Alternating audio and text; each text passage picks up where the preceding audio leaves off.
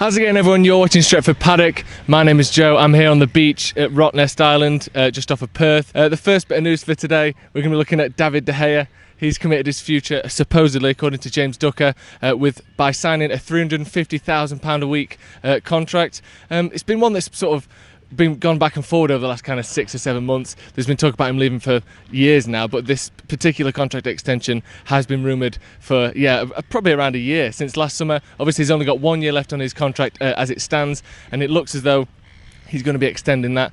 350 grand a week then, what do you think to that? Is that a lot of money? I think that would put him as United's second highest earner, behind Alexis Sanchez. I think somewhere between sort of Pogba and Sanchez.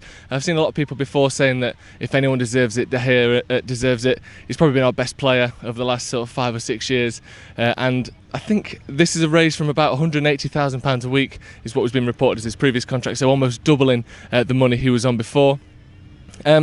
Again, what do you think to this? Obviously, he's one of United's best players. There's been a lot of hype about other people's contracts, a lot of negativity, especially with Sanchez not sort of living up to that £450,000 a week.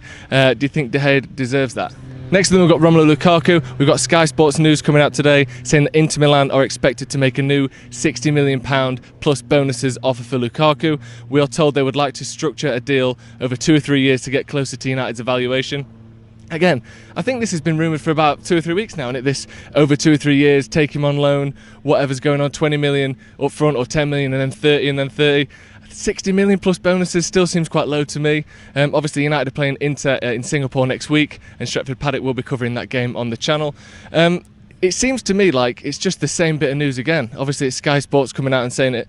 Maybe there's been some changes. He doesn't mention a loan here, so maybe it would be an upfront purchase right from the off instead of that 2-year loan that has been discussed before.